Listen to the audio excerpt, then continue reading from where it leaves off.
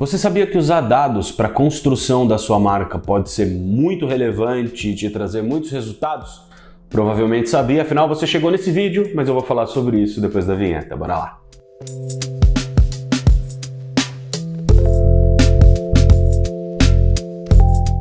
Fala meu querido, minha querida, seja muito bem-vindo ao canal da Salcio. Meu nome é Daltro Coutinho, eu sou estrategista de marcas e como você viu na introdução, hoje falaremos sobre o tal Data Branding. O que é isso? É branding, basicamente é branding normal, pelo menos sob a nossa ótica. Não, mas vamos lá. O conceito de data branding, ele nasce a partir de uma percepção de que havia muita gente, e de fato não é mentirosa essa percepção, de que tinha muita gente fazendo branding no feeling. Tinha muita gente fazendo branding sem considerar variações de mercado, sem considerar dados para fazer isso. E o data branding é, basicamente, usar os dados que você tem a seu favor para a construção da sua marca. Significa que eu vou fazer tudo com base em dados? Pode significar. Significa que eu vou pegar ali pesquisas de concorrentes, que eu vou pegar pesquisas de mercado para fazer essa construção de marca? Também. Tudo depende do nível de profundidade que você quer e você pode aplicar. Esse é o grande ponto. Mas o conceito mais amplo, data branding, é literalmente você fazer projetos de estratégia de marca, você construir a sua marca com base em dados. Isso é o mais importante. Agora um disclaimer rápido. Se fala bastante sobre data branding, sobre que nós devemos construir marcas sob a ótica de dados, olhando para os dados do mercado, mas a gente precisa lembrar que há algumas limitações. Mesmo para empresas de médio porte, muitas vezes, esses dados não estão disponíveis. E fazer uma pesquisa para ir atrás desses dados pode ser ou muito caro ou muito demorado, ou ambos. Nesse caso, eu devo parar o meu projeto de branding? Eu honestamente acho que não. A gente inclusive fez recentemente um projeto de arquitetura de marcas, onde a gente precisava de alguns dados para ter certeza sobre algumas percepções e o empreendedor, o empresário, dono dessa empresa, e eu estou falando de uma empresa de faturamento de alguns bilhões anual, ele decidiu não fazer essa pesquisa porque ela demoraria muito tempo, ela seria muito longa de ser feita, não foi nenhuma questão de custo, mas sim uma questão de prazo. É um nicho muito específico, agronegócio, é difícil de fazer esse tipo de pesquisa, afinal você tem que ir até o produtor rural, você tem que ir na fazenda dele, não é um perfil de público que você tem com facilidade na internet.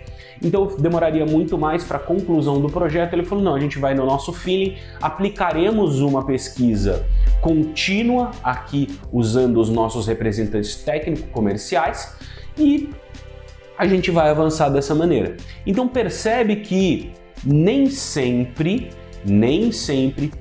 o data branding, se apoiar em dados, vai ser aplicável. Ele sempre é o melhor caminho. Trabalhar dessa maneira é sempre a melhor forma, seja para a construção de posicionamento, para a definição de estratégia de negócio, até mesmo para outras coisas, como criação de produto e tudo mais. Tudo que você puder fazer baseado em dados é melhor, mas nem sempre isso é aplicável, seja por questões de prazo, seja por questões financeiras. Afinal, pergunto para você que está assistindo esse vídeo, você já viu quanto custa fazer uma pesquisa de público? Quanto custa fazer uma pesquisa de percepção de marca com o público? Se essa pesquisa tiver um público mais nichado, quanto mais nichado, mais caro, inclusive. Então, é complexo a gente ir por essa linha de achar que esse é o único jeito de fazer branding.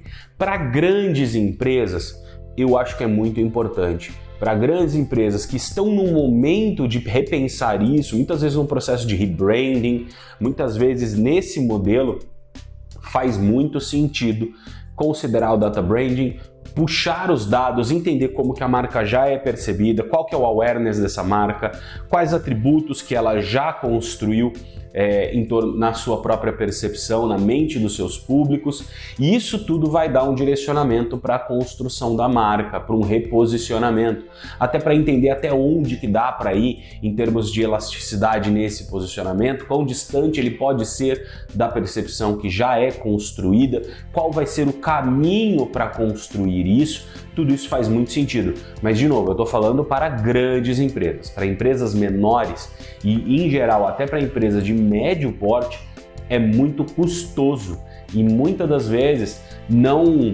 o custo-benefício não é bom. O tempo de investimento e o custo do investimento acabam sendo maiores do que o benefício que se tem ao fazer esse tipo de pesquisa. Mas, de novo, não quer dizer que ela não seja importante, ela só não é aplicável para alguns modelos de negócio. Como é que eu uso esses dados? Como é que eu vou usar esses dados? Tudo depende daquilo que você quer. Então você pode, por exemplo, usar dados de análise de mercado. E se você é uma pequena empresa, você pode fazer isso muitas vezes. Você tem institutos como o Sebrae, como outros institutos que divulgam estudos de segmento, de público, de padrão de consumo, e eles divulgam esses materiais conforme eles vão os fazendo, que você vai conseguir ter um direcionamento. E aí, como é que eu vou usar? Para construir meu posicionamento de marca, o que eu vou usar? Eu vou usar principalmente um mapeamento de concorrentes. Isso não deixa de ser um data branding, que é uma coisa que a gente já ensinou a fazer em um vídeo nosso, como fazer um bom mapeamento de concorrentes em termos discursivos. E eu vou unir essa coisa com aquilo que eu posso oferecer e também com um estudo dentro do meu perfil de público ideal. Isso eu posso pegar num desses institutos, caso esteja disponível, para entender o que essas pessoas valorizam numa relação com a marca. E aí eu tenho um belo jeito de se trabalhar. Nós costumamos fazer esse tipo de caso, esse tipo de atuar dessa forma, quando a gente tem um projeto onde isso é aplicável. Não é tão comum, porque como a gente não está falando de encomendar uma pesquisa com o instituto e ter uma pesquisa direcionada para o perfil de público que a gente quer, a gente tem que contar um pouco com a sorte para ter essa pesquisa à disposição ali em algum lugar. E eu uso, já para deixar bem claro aqui para você, muitas vezes eu acabo usando o ChatGPT para me ajudar a encontrar esses estudos para eu poder ler essas pesquisas, esses dados todos. Não para ler a pesquisa, mas para me ajudar a encontrá-la, eu uso bastante. Então a gente pode usar dessa forma. Quando a gente fala de arquitetura de marca, é importante já uma coisa mais robusta, pensando diretamente naquelas marcas que você está trabalhando. Então cada caso é um caso, a verdade é essa.